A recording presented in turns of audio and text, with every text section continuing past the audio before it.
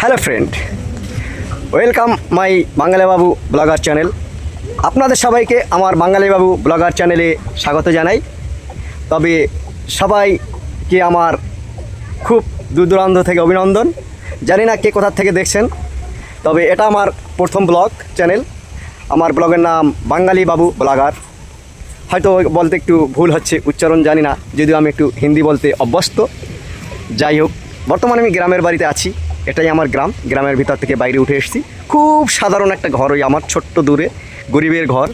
যদি আপনাদের কারো ভালো লাগে তো আমার চ্যানেলটাকে লাইক ও সাবস্ক্রাইব করে আরও অন্যদের পাশে পৌঁছানোর সুযোগ করে দিন, কেননা আপনাদের সাপোর্টার আমার খুব প্রয়োজন।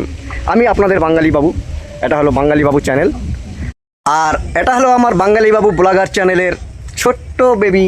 টাটা, হাই বলো, হাই টাটা। ছোট্ট বেবিটার জন্য একটা লাইক ও সাবস্ক্রাইব। ছোট্ট বেবিটার জন্য লাইক ও সাবস্ক্রাইব। ধান ক্ষেত, এটা হলো আমাদের গ্রামের ধান ক্ষেত। তবে এই মুহূর্তে জল, এখানে জলের জন্য চাষ করা যায়নি। তবে এক সিজনই চাষ হয় এখানে, খুব দূর দূরান্ত। হ্যালো ফ্রেন্ড, আপনারা দেখতে পাচ্ছেন সেই একটা ছোট্ট খুঁটির উপর আমাদের গ্রাম বাংলা যা বলে, ওই একটা খুঁটি আছে বাঁশের, একটা ছোট্ট পাখি বসে আছে। কি পাখি আমিও জানি না, তবে পাখিটা সম্পূর্ণ কালো, লেজটা লম্বা।